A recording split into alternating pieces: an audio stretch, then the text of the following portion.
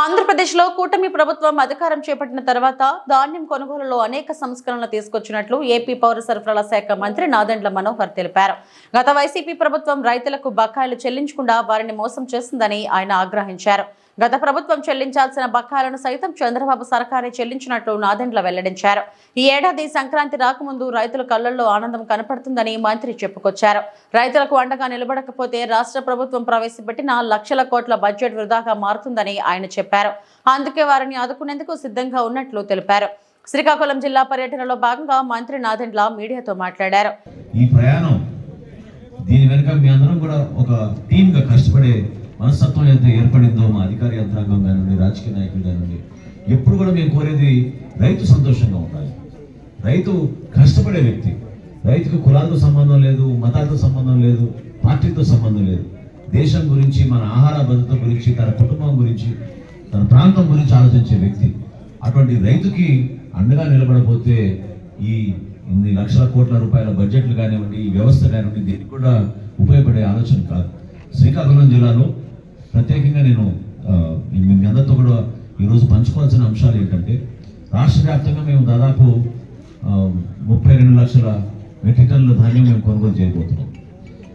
అందులో భాగంగా ఒక శ్రీకాకుళంలోనే 5 లక్షల మెట్రిక్ టన్నుల ధాన్యం రాష్ట్ర ప్రభుత్వం నుంచి పౌర సరఫరాల శాఖ నుంచి మేము కొనుగోలు చేయబోతున్నాం.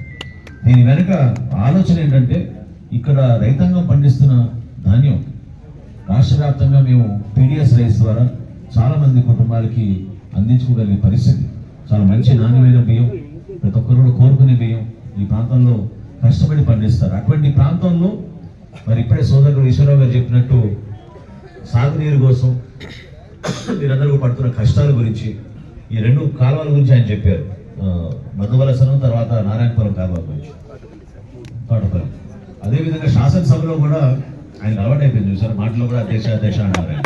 సో శాసనసభలో కూడా ఆయన మాట్లాడినప్పుడల్లా మీ ప్రాంత సమస్యల కోసం, ఇక్కడ ఉన్న వ్యవసాయంకి ఎదుర్కొన్న ప్రధానమైన 2-3 ముఖ్య అంశాలు సాగునీరు గురించి ప్రతి ఒక్కరు కూడా చెప్తా ఉంటారు. కానీ ఒక సుదీర్ఘమైన ఆలోచనతోటి, ఒక ప్రణాళికతోటి మనందరం గర్వపడాలి.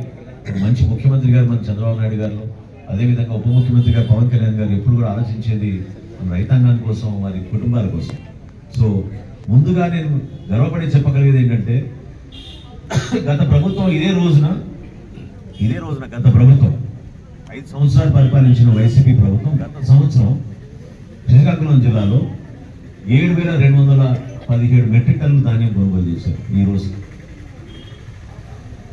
7,217 మెట్రిక్ టన్నుల ధాన్యం కొనుగోలు చేశారు.